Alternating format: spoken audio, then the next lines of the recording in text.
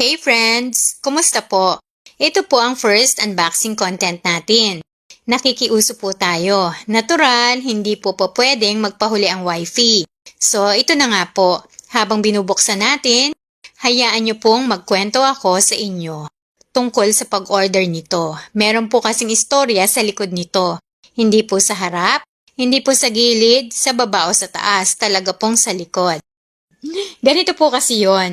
Nabanggit ko po sa aking hobby na gusto ko ring tikman at i-content sa aking page yung usong-uso ngayon na dried fruits.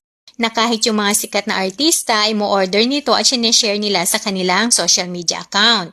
Pati yung pagkain nito ay kinokontent din po ng ilang celebrities. So sabi ko po sa hobby ko, gusto kong subukan na tikman. Pero syempre, para po talaga sa kanya yon. Kasi po, hindi nyo na itatanong, medyo may katabaan ang hobby ko.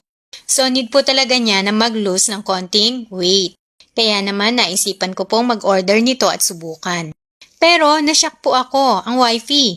Kasi, after 2 days kong banggitin sa kanya yon, bigla may dumating na package. Delivery po. So, tinanong ko muna kay hubby at nalaman kong ito na po pala yun. Yung dried fruits na pinag-uusapan lang namin last time. Actually, nawala na po agad ito sa isip ko at nakalimutan ko na. Tapos, malalaman ko na lang na may package na sa labas ng bahay at for payment na lang. Kaya tinawagan ko po si hubby to confirm. Imagine, mas excited pa pala si hubby sa aking umorder nito at tikman. Nasa work po siya ngayon for a week. So, tomorrow night pa po ang uwi niya. At matatawa po kayo ng malakas kasi ang kabilin-bilinan ni hubby ko ay tirhan siya para matikman din niya. Akala naman niya mauubos namin to agad. Ang dami po palang laman.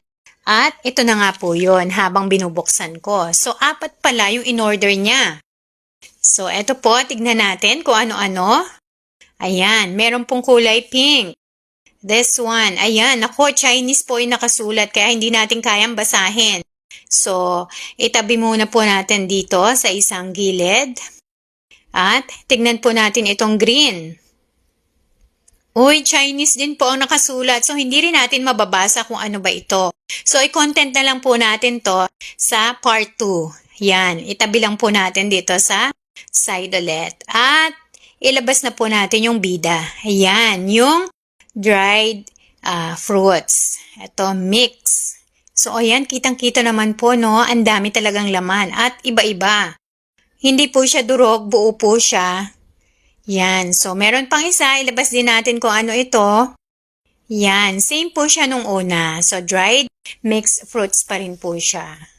So, tara, buksan po natin. At tikman.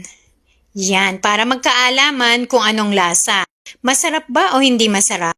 Pwede bang umulit mag-order or hindi na? So, ito po. Open na natin yung lid. Yan, habang ino-open ko po, naamoy ko na yung bango niya. Totoo pong mabango. So, ayan, tanggalin na po natin yung lid. At, eto, meron pong kasoy. Unang-unang nakita ko yung kasoy. So, tikman natin. Super crunchy. Ang lutong po at ang linamnam, ang sarap. So, magsalin po tayo dito sa plate. Ayan, kita nyo naman po, ang dami. Ang dami talagang laman. At sari-sari talaga siya. Ayan, may kasoy. And then, eto po, meron ding pasas. Ayan, meron ding peanut. Eto, hindi ko po alam kung ano to. So, tikman natin. Manamis-namis po.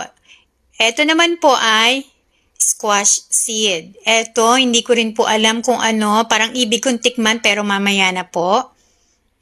Eto naman po, hindi ko rin alam kung ano pero titikman ko po. Masarap din po siya. Manamis-namis at medyo juicy.